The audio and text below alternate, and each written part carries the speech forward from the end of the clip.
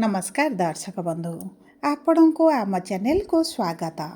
आज भिडटी समस्त मिथुन राशि व्यक्ति विशेषों बहुत अधिक गुरुत्वपूर्ण रही कारण चंद्र ग्रहण आपण राशि आपण मिथुन राशि नवम गृह आपण भाग्यर गृह लगी सेथिपाई एही सप्ताहटी आपणक जीवन में किछि नूतन घटना घटिपारे बा किछि आकस्मिक भाव में घटिजिब जहाँ आपणक जीवन को संपूर्ण भाव में बदलाई देब बा आपणक जीवन में निश्चित भाव में किछि ना किछि परिवर्तन आनीदेब। देखंतु दर्शक बंधु आपणक राशि रे बा आपणक मिथुन राशि नवम गृह जेहेतु ग्रहण लगी सेथिपाई एही सेप्टेम्बर मासरे प्रमुख 4टी ग्रह आपणक राशि रे गृह परिवर्तन करिवे एवं तांकर स्थान परिवर्तन बा चलन रे परिवर्तन आपणक जीवन रे बहुत अधिक प्रभाव पकाइब विशेष भाव में आपणक भाग्य रे। कारण देखंतु प्रथमे बुध, द्वितीय रे शुक्र, तृतीय रे मंगल एवं चतुर्थ रे सूर्य करुचंती गृह परिवर्तन। तेणुकरी यह आपणक जीवन को निश्चित भाव में प्रभावित करिब। ता सहित देखंतु एही चंद्र ग्रहण समय आपणक तृतीय गृह रे 3टी ग्रह एकत्र रहिथिले सेथिपाई आपणक जीवन में समस्या टिके बढ़ी जाइथिबो। आपण शरीर रे जंत्रणा, आपणक मानसिक चिंता बढ़ी जाइथिबो एवं आपण आर्थिक समस्या दे मध्य गति करुथिबे। कारण देखंतु जेतेबेले गोटिए गृह रे 3टी ग्रह एकत्र रुहंती सेठारे ग्रह युद्ध भली परिस्थिति देखा देइथाए। सेही समय रे ग्रहण लागिबा माने आपणकर आगामी गोटिए मास निश्चित भाव में प्रभावित होइथाए। तेणुकरी सेप्टेम्बर मासरे जो तारीख गुड़िकर यही प्रमुख ग्रह गुड़िक परिवर्तन करिवे निजर चलन रे एवं राशि रे सेही तारीख गुड़िकर बड़ बड़ घटना आपणक जीवन में घटिपारे। तेबे आसंतु जानिबा आपणकर केउ क्षेत्र रे यही ग्रह परिवर्तन विशेष भाव में चंद्र ग्रहणटी प्रभाव पकाउछि। आपणकर स्वास्थ्य रे ना शिक्षा रे ना प्रेम संपर्क रे ना पारिवारिक जीवन रे ना चाकरी रे ना आपणक बेपार वाणिज्य रे। तेबे आसंतु विलंब न करी जानिबा एही 4टी प्रमुख ग्रह आपणकर केउ गृह को जिबे एवं सेठारे किभली फलाफल प्रदान करिवे एवं आपणकर दुख कष्ट पीड़ा विशेष भाव में मानसिक चिंता दूर हेबो ना आपणक उपरे समस्यार बोझ माड़ी बसिबो। तेबे विलंब न करी कार्यक्रमटी को आगक बढ़ाइबा। किंतु आपणकर जदि मिथुन राशि होइथाए एवं आपण भी ईश्वर को आंतरिक भक्ति एवं विश्वास करुछंती तेबे भिडियोटी को लाइक करंतु एवं कमेंट बॉक्स रे जय जगन्नाथ जय मां लक्ष्मी अवश्य लिखि दियंतु। ता सहित आम सह जोगाजोग करिबा पई वीडियोर मध्य भाग रे एक व्हाट्सएप नंबर टिए दिया जाइछि जो नंबर साहाय्य रे आपण आम सह जोगाजोग करी निजर नूतन कुंडली प्रस्तुत करि परिबे, कुंडली विश्लेषण कराई परिबे किंबा आपणकर चाकरी विवाह व्यवसाय प्रेम संपर्क को नहीं किसी समस्या रही ताहार सहजरे समाधान करिपारिबे। सेतिपई आपण आम सह शेष पर्यंत जोड़ी होई रुहंतु एवं व्हाट्सएप नंबर माध्यम रे आम सह जोगाजोग करंतु। एबे आसंतु जानिबा आपणकर केउ क्षेत्र रे किभली प्रभाव पड़िबा पई जाउछि। सर्वप्रथम देखिबा आपणकर स्वास्थ्य को। देखंतु आपणक प्रथम गृह रे देवगुरु बृहस्पति विराजमान होइछन्ति एवं आपणक राशि स्वामी बुध आपणक तृतीय गृह रे सूर्य एवं केतुंक सहित विराजमान होइछन्ति।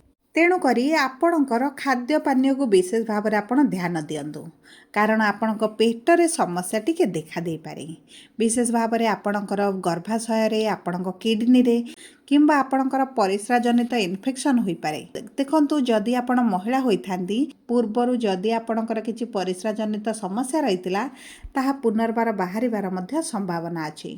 किंतु जदि आपण पुरुष होइथांती तेबे आपणकर पुरुणा रोग किछि बाहरिबार मध्य संभावना अछि। सेतिपई आपण निज खाद्य पानीयर विशेष भाव में जत्न नेबा सहित आपणक स्वास्थ्यर जत्न नियंतु, आपणक मानसिक स्वास्थ्यर जत्न नियंतु कारण एही समय मध्य आपणकर चिंता वृद्धि ହୋଇଯିବ। ଆପଣଙ୍କର ଅର୍ଥକୁ ନେଇ ଚିନ୍ତା ହେଉ, ଆପଣଙ୍କ ପରିବାରକୁ ନେଇ ଚିନ୍ତା ହେଉ କିମ୍ବା ଆପଣଙ୍କର ସ୍ୱାସ୍ଥ୍ୟକୁ ନେଇ ଚିନ୍ତା ହେଉ, ଆପଣଙ୍କର ଏହି ଚନ୍ଦ୍ରଗ୍ରହଣ ପ୍ରଭାବରେ ଯେହେତୁ ଆପଣଙ୍କ ଭାଗ୍ୟର ଗୃହରେ ଚନ୍ଦ୍ରଗ୍ରହଣ ହୋଇଛି, ଆପଣଙ୍କର ମାନସିକ ସ୍ୱାସ୍ଥ୍ୟ, ମାନସିକ ଚିନ୍ତା କିମ୍ବା ମାନସିକ ସ୍ତରରେ ଟିକେ ଦୁର୍ବଳ ରହିଲା ଭଳି ଆପଣ ଅନୁଭବ କରିବେ। ଦେଖନ୍ତୁ, ତା ସହିତ ଯଦି ଆମେ ଦେଖିବା ଆପଣଙ୍କର ଆର୍ଥିକ ସ୍ଥିତିକୁ, ତେବେ ଆପଣଙ୍କର ଅର୍ଥର ଗୃହରେ ଶୁକ୍ର ବିରାଜମାନ ହୋଇଛନ୍ତି। କିନ୍ତୁ ଏହି ଗ୍ରହଣ ସପ୍ତାହ ଶେଷ ପରେ ଶୁକ୍ର ଆପଣଙ୍କର ଦ୍ୱିତୀୟ ଗୃହ ତ୍ୟାଗ କରିବେ, ତୃତୀୟ ଗୃହକୁ ବିରାଜମାନ କରିବେ। ଦେଖନ୍ତୁ, ଶୁକ୍ର ଆପଣଙ୍କ ଦ୍ୱିତୀୟ ଗୃହରେ ବିରାଜମାନ କରି ଆପଣଙ୍କର ଖର୍ଚ୍ଚକୁ ବୃଦ୍ଧି କରୁଥିଲେ। ଆପଣଙ୍କର ଇନକମ୍ ଅପେକ୍ଷା ଖର୍ଚ୍ଚଟି ଅଧିକ ରହୁଥିଲା। ଆପଣ ସେଭିଂ କରିପାରୁନଥିଲେ ଏବଂ ଦେଖନ୍ତୁ, ଆପଣଙ୍କର ବ୍ୟାଙ୍କରେ ଯେଉଁ ଡିପୋଜିଟ୍ ଅର୍ଥ ଥିଲା ତାହା ମଧ୍ୟ ଆପଣଙ୍କୁ କାଢ଼ି ଖର୍ଚ୍ଚ କରିବା ପାଇଁ ପଡ଼ୁଥିଲା। କୌଣସି ନା କୌଣସି ଇମର୍ଜେନ୍ସି କାମ ପଡ଼ିବା କାରଣରୁ ଆପଣଙ୍କୁ ନିଶ୍ଚିତ ଭାବରେ ବାଧ୍ୟତାମୂଳକ ଭାବରେ ଆପଣଙ୍କର ଅର୍ଥ ଖର୍ଚ୍ଚ କରିବା ପାଇଁ ହେଉଥିଲା। କିନ୍ତୁ ଦେଖନ୍ତୁ, ଏହିସବୁ ସମସ୍ୟା ଗୁଡ଼ିକର ଆପଣଙ୍କର ଦୂର ହୋଇଯିବ। କାରଣ ଶୁକ୍ର ଆପଣଙ୍କର ଦ୍ୱିତୀୟ ଗୃହ ବା ଧନର ଗୃହକୁ ତ୍ୟାଗ କରୁଛନ୍ତି, ଯାହାଫଳରେ ଆପଣଙ୍କର ବ୍ୟାଙ୍କରେ ଜମା ହୋଇଥିବା ପୁଞ୍ଜିରେ ବୃଦ୍ଧି ଘଟିବ। ଆପଣ ଅର୍ଥ ସଞ୍ଚୟ କରିବେ ଏବଂ ଦେଖନ୍ତୁ, ଏହି ଆପଣଙ୍କର ଅର୍ଥ ସଞ୍ଚୟ କରିବା କାରଣରୁ ଆପଣଙ୍କ ପରିବାରରେ ସୁଖ ଫେରିବ। ପାରିବାରିକ ସ୍ଥିତିରେ ଏବେ ଯେଉଁ ପରିସ୍ଥିତିଟି ରହିଛି ତାହା ଆପଣଙ୍କର ବଦଳିଯିବ। ଆପଣଙ୍କର ଅର୍ଥକୁ ନେଇ ଯାହା ବି ପରିବାରରେ ମତଭେଦ, ମନମାଳିନ କିମ୍ବା ଆପଣଙ୍କର ଅସନ୍ତୋଷ ଯେଉଁ ରହୁଥିଲେ, ସେହି ସବୁ ସମସ୍ୟା ଗୁଡ଼ିକ ଆପଣଙ୍କର ଦୂର ହୋଇଯିବ।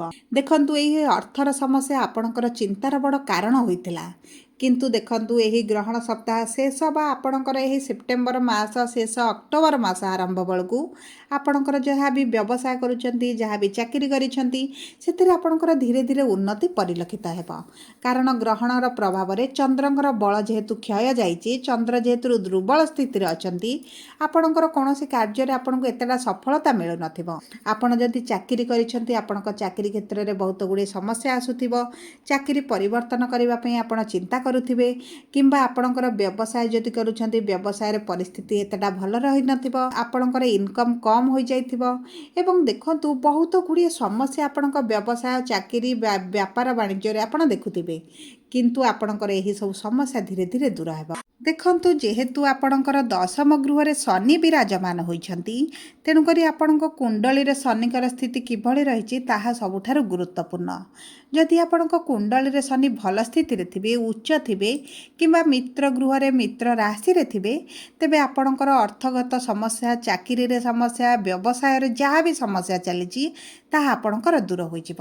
ଯଦି ଆପଣଙ୍କ କୁଣ୍ଡଳୀରେ ଦେଖନ୍ତୁ ଶନି ଖରାପ ସ୍ଥିତିରେ ଥିବେ, ତାପରେ ଆପଣଙ୍କର ଚନ୍ଦ୍ରଗ୍ରହଣ ହୋଇଛି, ତେଣୁକରି ଆପଣଙ୍କ ବ୍ୟବସାୟ ବାଣିଜ୍ୟରେ, ଆର୍ଥିକ ସ୍ଥିତି, ଆପଣଙ୍କ ଚାକିରି କ୍ଷେତ୍ରରେ ଆପଣ ବିଭିନ୍ନ ପ୍ରକାର ସମସ୍ୟା ଦେଖିବେ।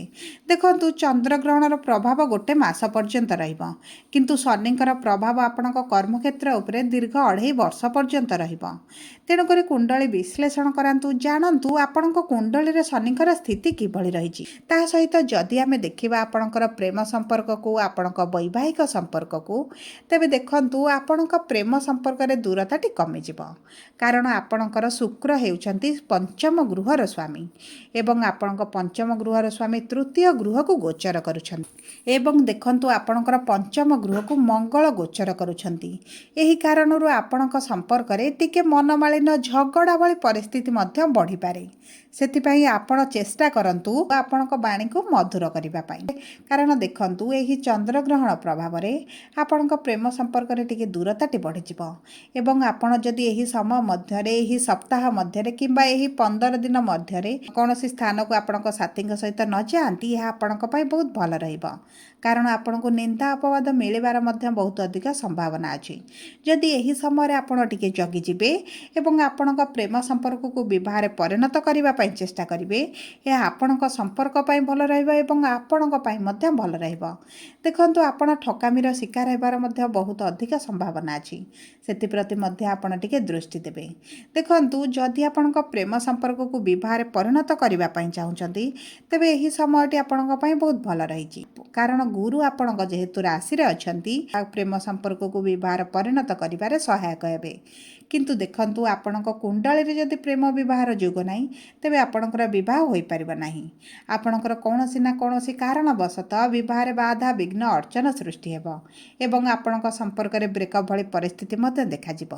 सेतिपई देखंतु आपण जानि रखंतु जे आपणकर प्रेम विवाहर जोग अछि ना नाही किंबा आपणक कुंडली गुरुंकर स्थिति भल अछि कि नाही। यह आपणक जीवन को बहुत अधिक प्रभावित करिबा। जदि आपण दुखरे कष्टरे पीड़ारे जंत्रणारे अछंती तेबे आपण थरुटे कुंडली विश्लेषण करांतु किछि प्रतिकार करंतु। देखंतु एहार शुभ फल आपणक जीवन में देखा जाउछि किंबा देखा जाउ नाही। जदि आमे देखिबा आपणक वैवाहिक संपर्क को तेबे संपर्क रे पूर्व अपेक्षा धीरे धीरे परिस्थिति रे सुधार आसिबो। आपणक संपर्क रे जहाँ भी परिस्थिति चलीछि जो विवादीय परिस्थिति चलीछि मनमालिन मतभेद चलीछि आपणक मन भितर जे सब कथा आपण रखिचंती एवं एही कथा पई आपणकर चिंता बढुछि एवं आपण असंतोष रहउचंती आपण निजको एते खोला अनुभव करि पारु नाहंती एही सब समस्या आपणकर दूर हेबो। राहु जेहेतु आपणक भाग्यर गृहरे अछंती निश्चित भागरे आपणकर भाग्य साथ देउ नथिबो सेतिपई आपणकर समस्याटी बढ़ी जाउछि। सब परे देखंतु आपणक जीवनर अशुभत्व को दूर करिबा पई आपण प्रभु बुद्धंकर बीज मंत्र 108 थर प्रतिदिन पाठ करंतु। चेष्टा करंतु प्रभु गणेशंकर पूजा अर्चना करिबा पई। प्रति सोमवार दिन महादेवंक मंदिर जांतु पूजा अर्चना करंतु जल अर्पण करंतु एवं महादेव मंदिरर दक्षिण पार्श्वरे थिबा गणेशंक पाखरे मध्य आपण पूजा अर्चना करी निजर मनस्कामना जणांतु। देखंतु आपणकर समस्या बहुत मात्रा रे कमी जिवो। सब परे जदि आपणकर मिथुन राशि होइताय तबे वीडियोटी किभଳି लागला कमेंट बॉक्स रे लिखि जणांतु। जदि प्रथम थर आम चैनल को आसीछंती चैनल टी को सब्सक्राइब करंतु। पाखरे थिबा बेल आइकन को प्रेस